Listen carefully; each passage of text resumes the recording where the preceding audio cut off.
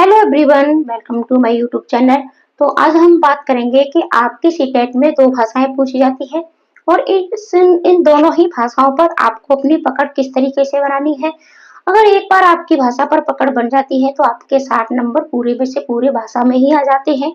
फिर इसके बाद आपके भाषा के सेक्शन के ये 60 नंबर और बाकी के 90 नंबर में से आपको सिर्फ और सिर्फ 40 नंबर लाने होते हैं। तो 90 नंबर में से आप 40 नंबर आसानी से ला सकते हो। तो फिर आपके सीटेट पास करने में आपको कोई भी मुश्किल नहीं होती है, पहली बार में ही हो जाता है।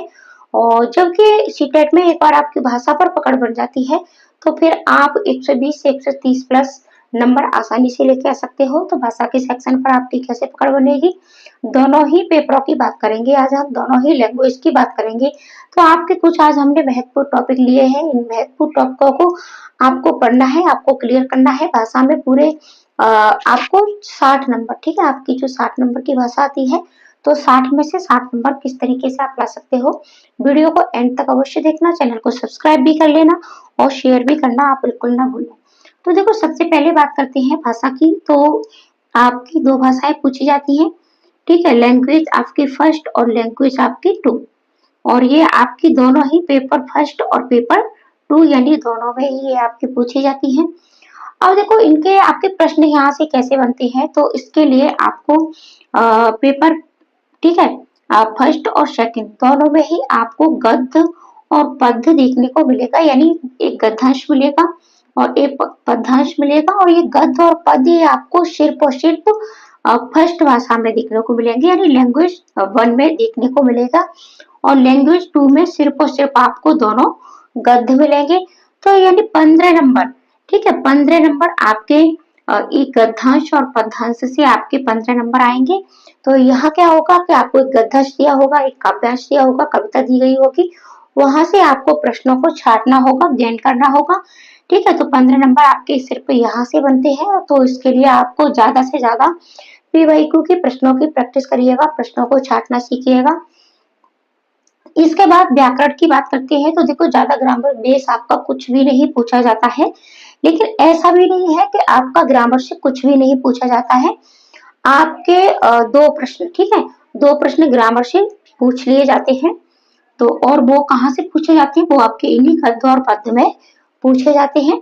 जैसे कि आपके उपसर्ग पूछ लिए जाते हैं, प्रत्यय पूछ लिए जाते हैं, संधि से प्रश्न आपके पूछ लिया जाएगा, समास है, अलंकार है, विशेषण है, ठीक है, क्रिया विशेषण है, यानी ये जो आपके एक एक दो दो नंबर के। और इन सारी चीजों को आपने पहले से पढ़ा है, ऐसा नहीं है। आपने डीएड किया है, बीएड किया है, जो भी आपने कोर्स किया है वहाँ ये सारी चीज आपने पहले से पढ़ रखी है। आपने इंटर किया है, बीए किया है, जो भी, ठीक है। तो और अगर आपने इन चीजों को नहीं पढ़ा है तो ये बहुत छोटे छोटे टॉपिक हैं। उपसर्ग है, प्रत्यय है, उपसर्ग किसे कहते हैं, प्रत्यय किसे कहते हैं, संधि है, ठीक है। तो इन पर भी थोड़ा सा आप अपना ध्यान अवश्य दें। एक बार एक ही दिन में आप इन सारे टॉपिकों को क्लियर कर सकते हो, क्योंकि यहाँ से भी आपके दो प्रश्न बनते हैं। और सीटेट में एक प्रश्न की भी बहुत ज्यादा वैल्यू होती है, क्योंकि बहुत से बच्चे, ठीक है, बहुत से बच्चे 81 पर और 89 पर ही रुक जाते हैं, यानी एक नंबर से उनका सीटेट पास होने से रह जाता है, ठीक है। तो अब ये टॉपिक हो गए और आप इन टॉपिकों को आपको क्लियर करना है अगर आप चाहते हैं कि आपके भाषा में पूरे 60 में से 60 नंबर आए। और अगर आप इस तरीके से पढ़ोगे तो आपके 60 नंबर अवश्य आएंगे। अब बात करते हैं कुछ टॉपिक हैं जो आपकी भाषा में पूछे जाते हैं।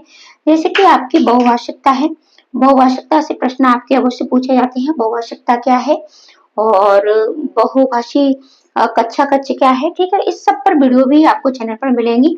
और अगर आप डिटेल में ये वीडियो अगर पढ़ना चाहते हैं, अभी से पढ़ना चाहते हैं, तो आप हमारे सेकंड चैनल पर जाइए, वंदना अकेडमी नाम से आप चैनल है, वहाँ प्लेलिस्ट में जाकर के आपको भाषा पेडागोजी की सारी क्लासें मिल जाएंगी, तो वहाँ आपको देख सकते हो।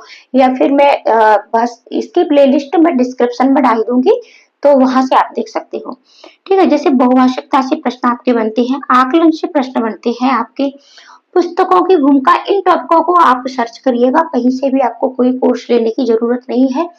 और गूगल पर और यूट्यूब पर बहुत सारी आपको वीडियो मिल जाएंगी, ठीक है। तो पुस्तकों की क्या भूमिका है, समावेशी शिक्षा से आपके प्रश्न बनते हैं। और समावेशी शिक्षा से प्रश्न आपका चाहे सीडीपी हो, मैथ हो, ठीक है, आपकी भाषा हो, यानी आपके सभी में प्रश्न पूछे जाते हैं। ईवीएस में भी बनते हैं, सोशल में भी बनते हैं, साइंस में भी बनते हैं। तो ये ऐसे टॉपिक हैं कि जहाँ से आपके पूरा पेपर ऑलराउंड पेपर आपका इन टॉपिकों से पूछा जाता है। जैसे आरईटी एक्ट 2009 है, यहाँ से आपकी दोनों भाषाओं में, भाषा के साथ साथ सीडीपी, ठीक है, ईवीएस यानी सभी सब्जेक्टों में यहाँ से भी प्रश्न आपका बनता है। और साथ ही साथ बात करें एनईपी 2020, यहाँ से भी आपके प्रश्न बनते हैं। एनसीईआरटी 2005 है। और साथ ही साथ देखो भाषा में फिर आपको आना है भाषा के कौशल, ठीक है, चाहे आपकी सेकंड भाषा इंग्लिश है, संस्कृत है, जो भी है, ठीक है, तो यहाँ से भी आपके प्रश्न अवश्य बनते हैं। तो भाषा कौशलों को आपको अवश्य सीखना है। भाषा के कौन कौन से कौशल है, जैसे कि आपका बोलना है, लिखना है, पढ़ना है, ठीक है, तो और सुनना है, ये 4 कौशल है। इसके साथ साथ आपकी भाषा अर्जन, बच्चे भाषा का अर्जन किस तरीके से कर सकते हैं। देखो एक भाषा अधिगम होता है, एक अर्जन होता है। दोनों में क्या फर्क है? दोनों में फर्क है कि भाषा का अर्जन है वो बच्चा स्वयं से करता है, ठीक है, उसमें परिवेश की एक भूमिका रहती है। जैसे कि बच्चे की मदर टंग होती है, मातृभाषा होती है, उसको बच्चा सीखता नहीं है, ठीक है, अधिगम नहीं करता है स्कूल कॉलेज पुस्तकों से, उसको बच्चा अपने आप से गेन करता है, सीखता है, अर्जन करता है, ठीक है।